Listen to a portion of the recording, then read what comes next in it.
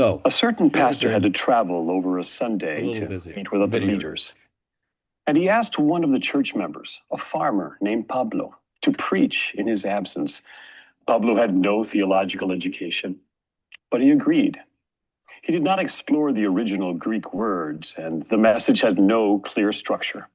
Still, his message amazed the simple people by the close to life stories and the practical applications that he used. He did so well that the pastor asked Pablo to preach more regularly, and he even received training from the pastor himself. As time went by, Farmer Pablo's sermons had more depth and a clear three-point structure, just like the messages of the other well-educated pastors.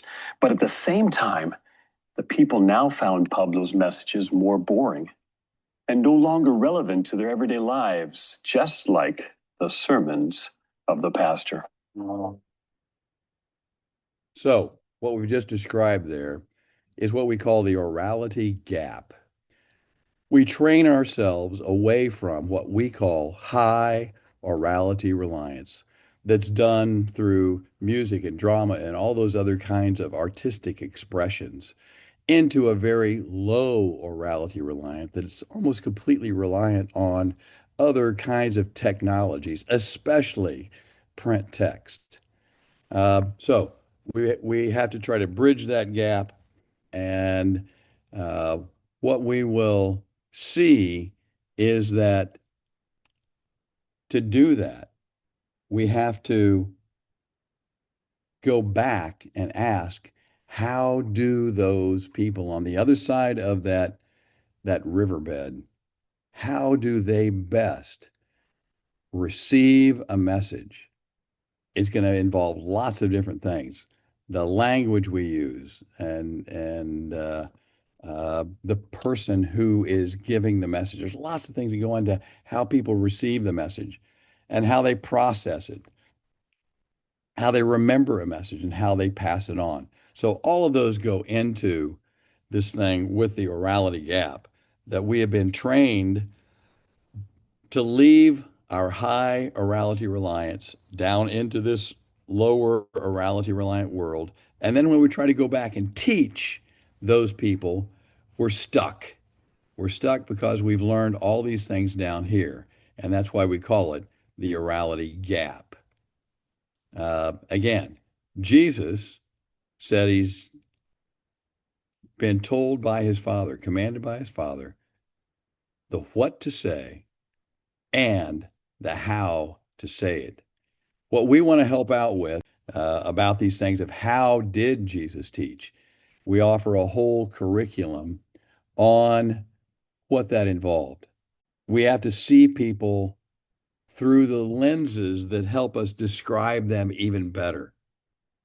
We found that there are 15 different communication traits that we need to look at. And when we look at them, the way Jesus addressed them, our message goes much deeper and it also goes viral.